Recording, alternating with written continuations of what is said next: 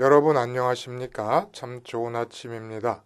우리 말씀으로 드리는 오늘의 번제 2013년 10월 3일 목요일 오늘의 번제 함께 합니다. 고린도전서 4장 1절부터 5절까지 말씀으로 같이 하겠습니다. 같이 읽습니다. 시작. 사람이 마땅히 우리를 그리스도의 일꾼이요 하나님의 비밀을 맡은 자로 여길지어다.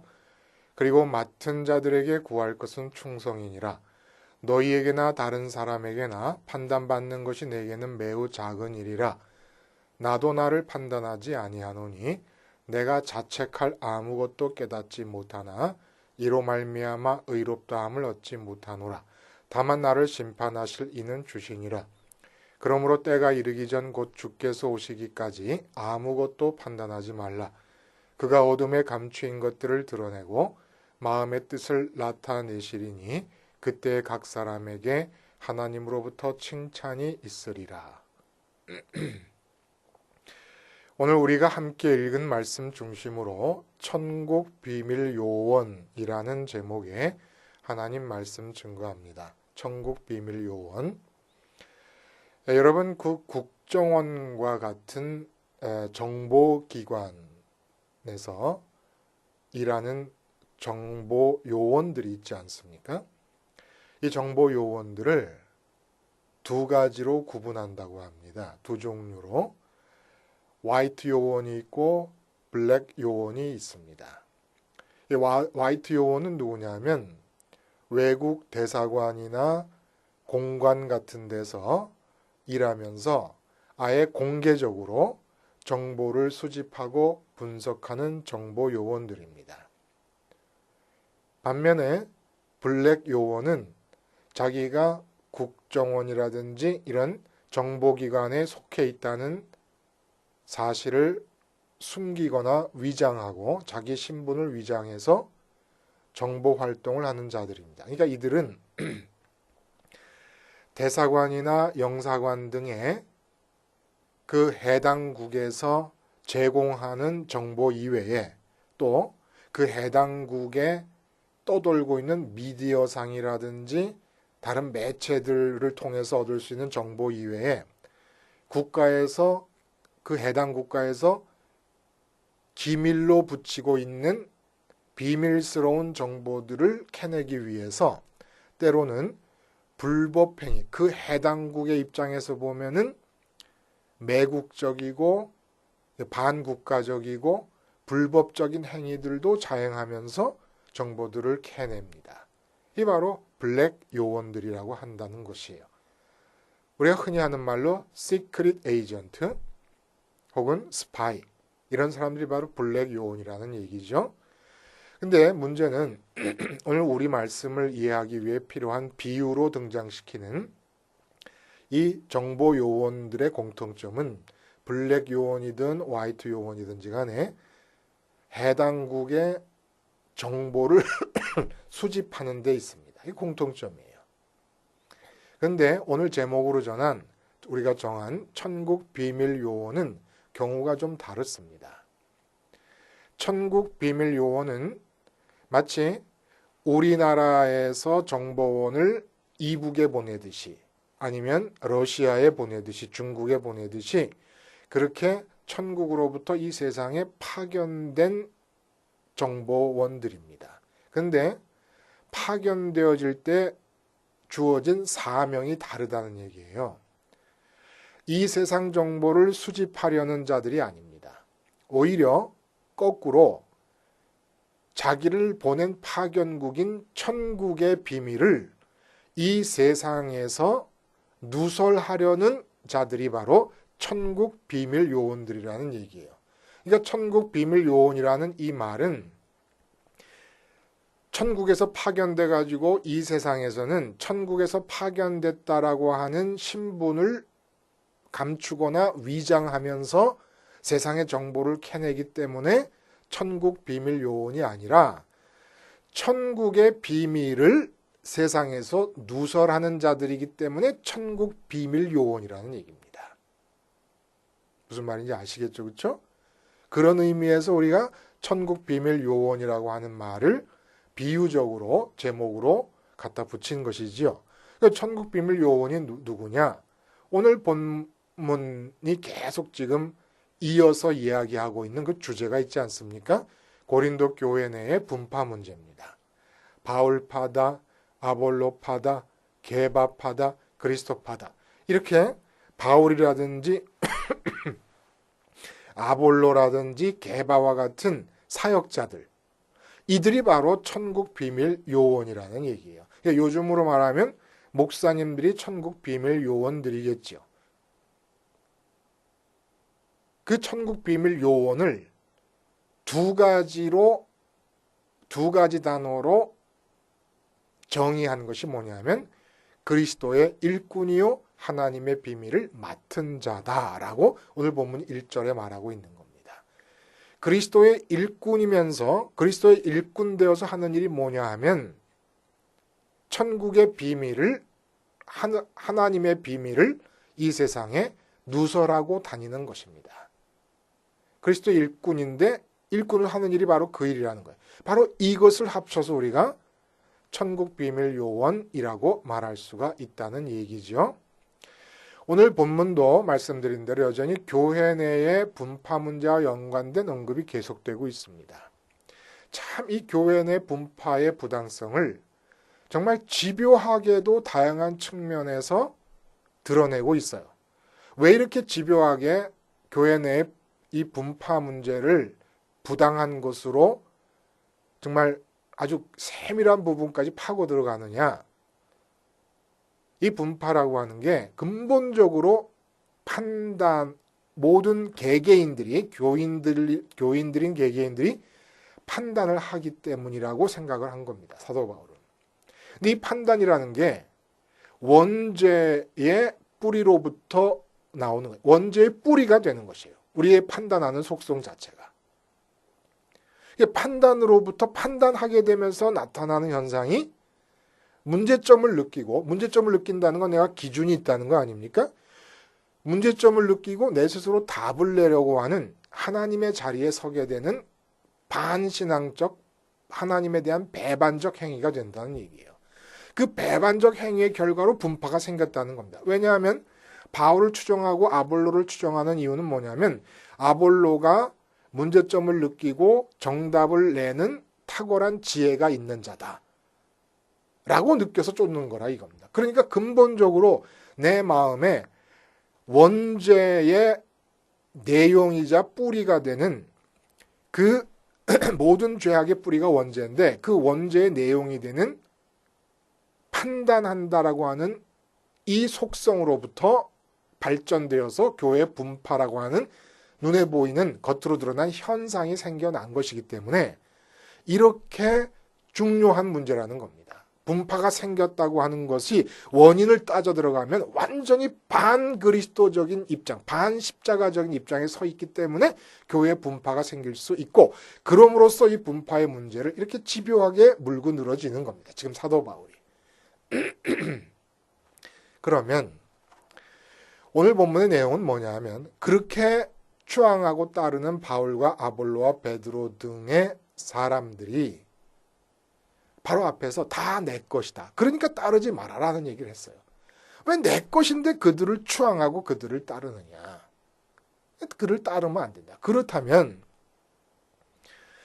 그렇게 추앙하고 따르지 않는다면 내가 그들에게 소속된 자라는 소속감을 그들에게 갖는 것이 부당한 것이라면 그러면 바울과 아볼로와 게바와 같은 천국 비밀 요원들은 어떻게 우리가 그러면 관계해야 되느냐라는 얘기를 지금 하고 있는 겁니다.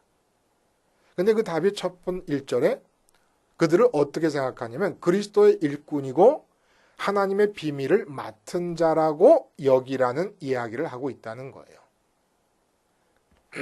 그러니까 그리스도의 일꾼이라는 말은 굉장히 중요한 의미가 너무나 흔히 듣는 말씀 아닙니까? 근데 굉장히 중요한 의미를 담고 있다는 거예요. 그리스도의 일꾼은 보세요. 앞에서 3장 21절에서 만물이 다 내 것이다 라고 사도 바울이 우리에게 일깨워 주셨습니다. 만물이 다 내 거라는 거예요. 그러니까 우리 교회 목사님도 내 겁니다. 내 거라는 의미는 나를 위해서, 그분의 모든 활동은 나를 위한 것이 된다는 얘기예요. 그런 의미에서 내 겁니다. 그런데 그리스도의 일꾼이라고 말합니다. 자, 내 거라서 내가 그를 추종할 수는 없어요. 그를 추종한다는 의미에서 따르는 게 아닙니다.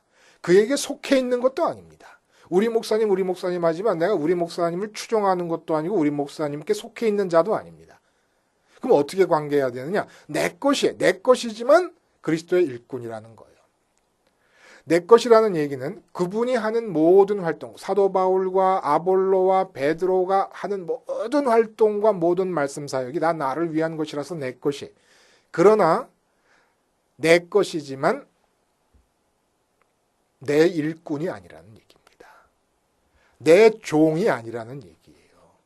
그분의 모든 활동이 나를 위한 것이지만 결과적으로 그렇다고 내 일꾼이거나 내 종이 아니라는 거예요. 내가 그에 대해서 주인이 아니라는 얘기입니다.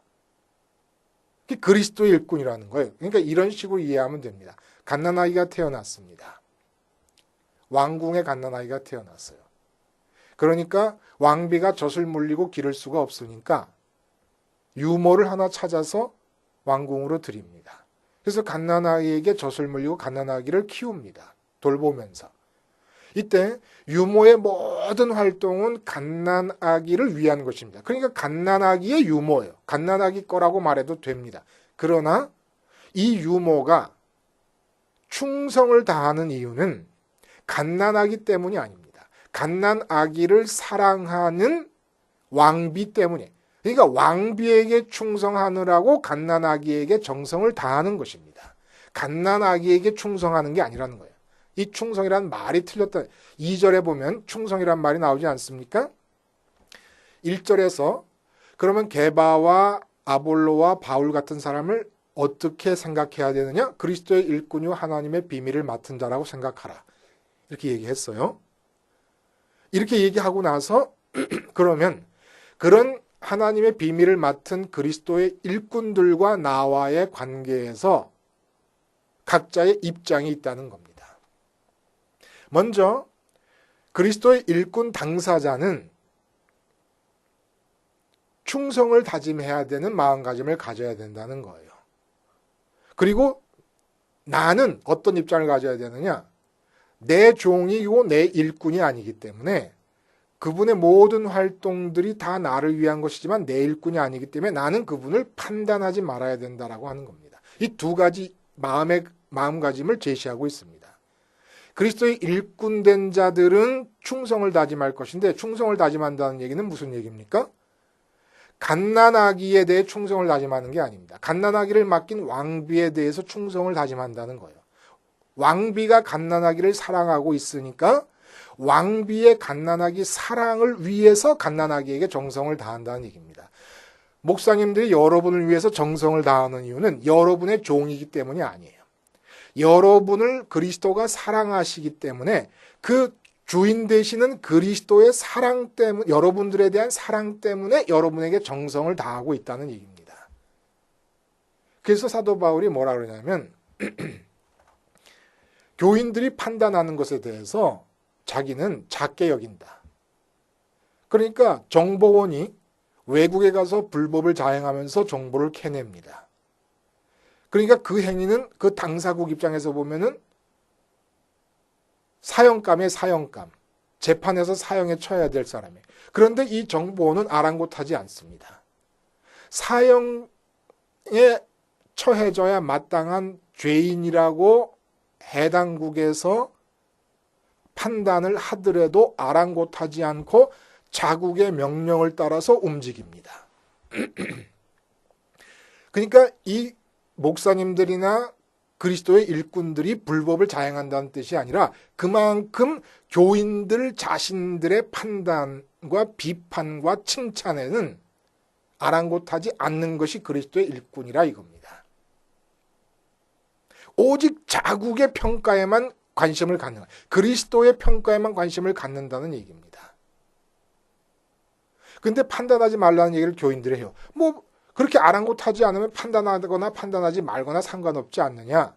근데 왜 교인들에게 이 얘기를 하느냐면 판단하면서 교인들 자신들이 하나님의 자리에 서고 또 그리스도의 일꾼에 대해 판단하면서 반그리스도적인 그리스도를 능멸하는 위치에 설 수 있게 되기 때문에 판단하지 말라는 얘기입니다.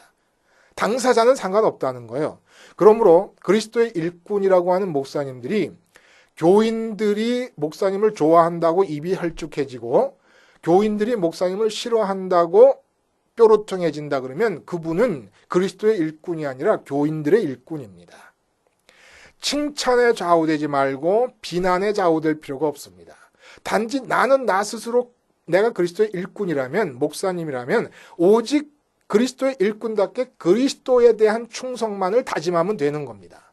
그리스도에 대한 충성 속에서 나오는 이야기를 갓난아기가 아프면 쓴 약을 먹여야 되는 것처럼 아무리 갓난아기가 뿌리치고 안 먹겠다고 발버둥 쳐도 먹여야 되는 것처럼 입을 억지로 벌려서라도 먹여야 되는 것처럼 교인들이 듣기 싫은 말도 해야 되는 것이고 그리스도의 일꾼이라 그러면 그 갓난아기 같은 심령들을 살리기 위해서 그리스도의 비난하는 거 아랑곳하지 말아야 됩니다.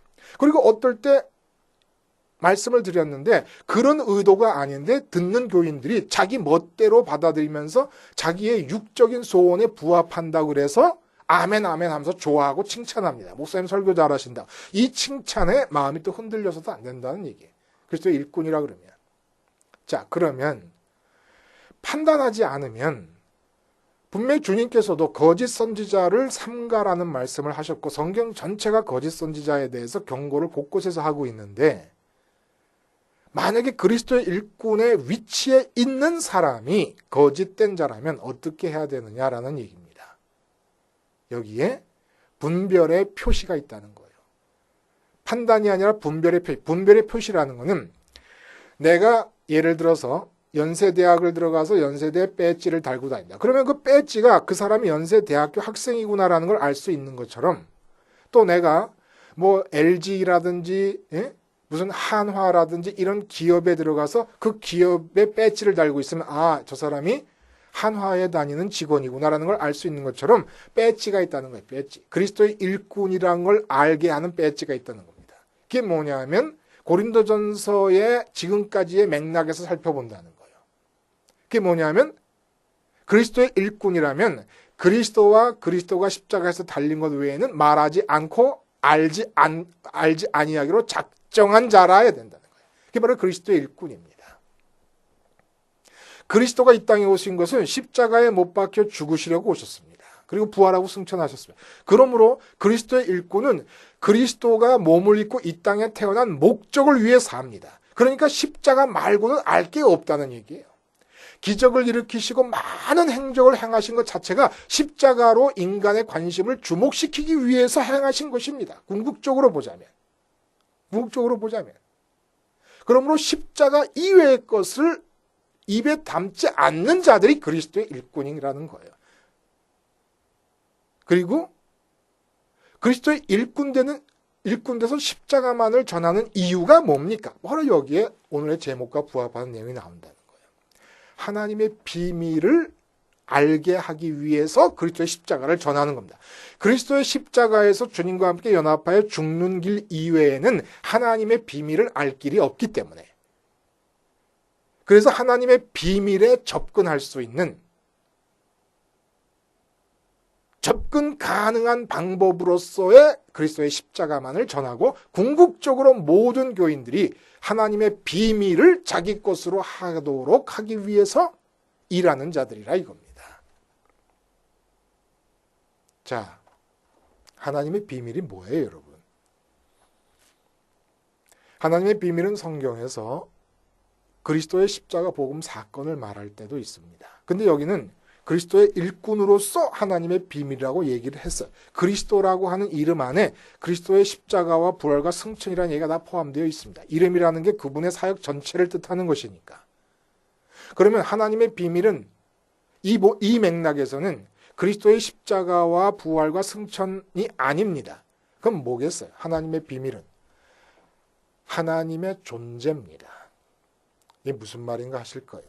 하나님의 존재가 하나님의 비밀입니다.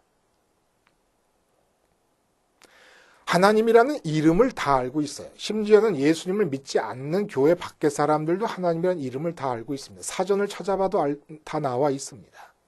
여호와 하나님에 대한 정의가 사전에도 나와 있다 이겁니다. 백과사전 같은데 다 나와 있어요. 이 이름은 비밀이 아니에요.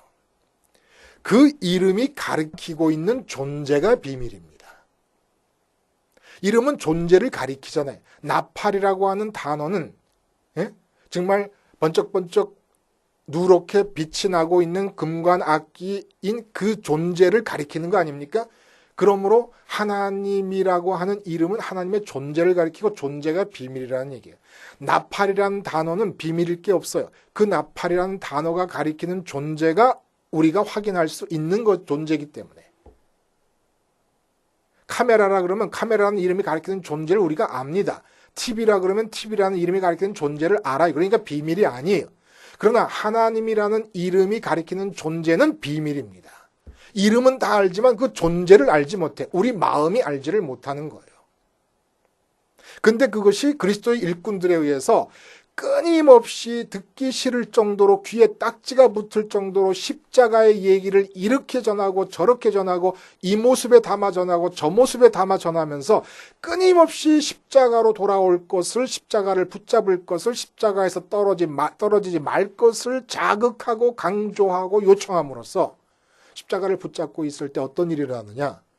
마음이 주님의 죽음과 부활과 승천의 길을 따라서 하늘나라로 올라가게 되면 하늘나라로 올라간 마음 속에 성령님이 역사하시면서 성령이 당겨지시면서 하나님이라고 하는 여호와 하나님이라고 하는 이름이 가리켰던 그 존재가 내 마음에 느껴지기 시작한다는 얘기입니다.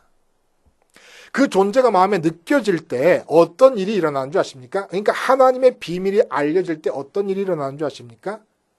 만물이 다 내 것이 되는 것이에요. 만물이 다 내 것이다라고 하는 확신과 느낌이 마음속에 생겨나는 겁니다.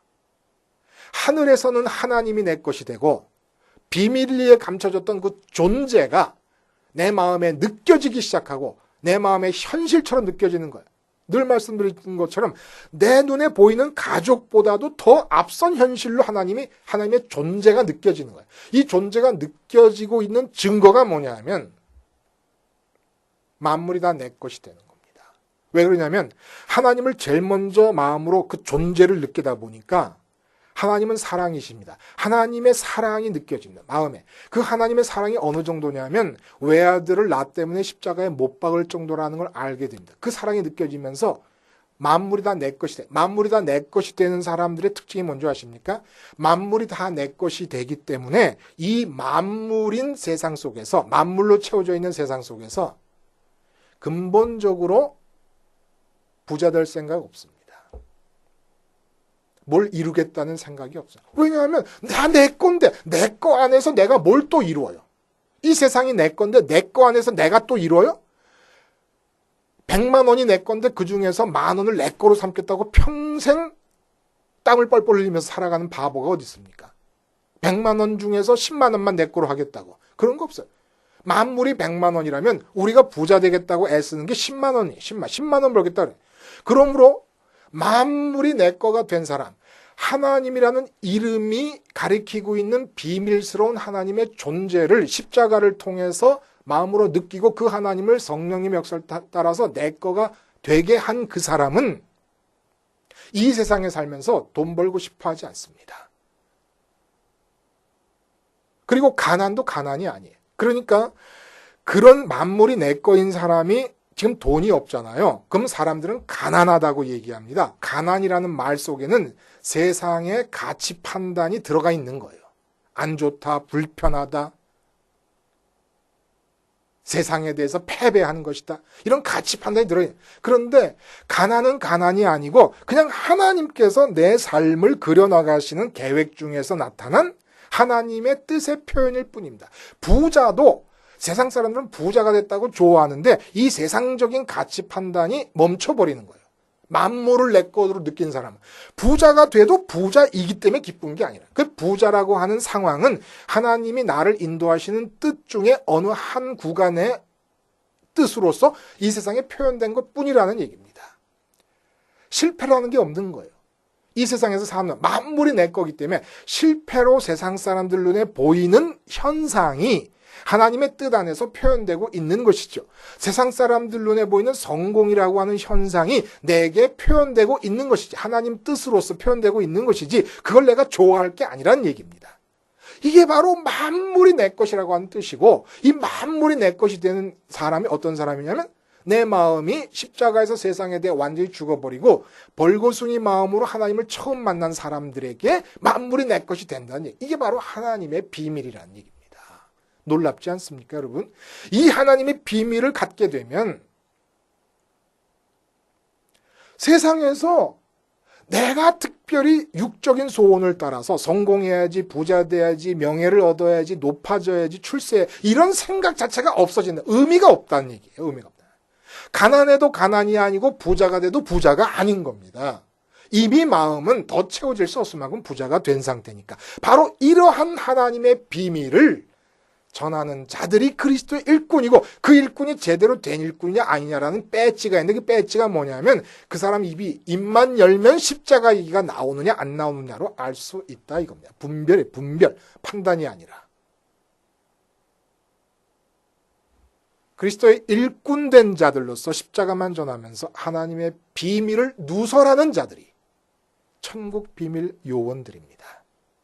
이들에 대해서는 이들 스스로가 하나님께 충성을 다짐할 뿐이고, 이들의 잘잘못의 판단은 오늘 본문의 말씀대로 주님이 오시는 날 결정되고 주님이 드러낼 것이고, 나는 그들을 판단하지 않습니다. 단지 그들을 분별해서 십자가가 얘기되고 있다 그러면 그들의 말을 듣고 하늘의 비밀을 내 걸로 만들면 되는 것이고, 십자가가 이야기되고 있지 않고 내 눈치를 보고, 내가 어떻게 평가하는가 내 눈치를 보고 이 세상 가치를 추구하는 말들이, 복음이 그 가치를 위해 종속되도록 말씀하고 있는 자들이 있다면 그들은 그리스도의 일꾼이 아니므로 떠나시면 됩니다.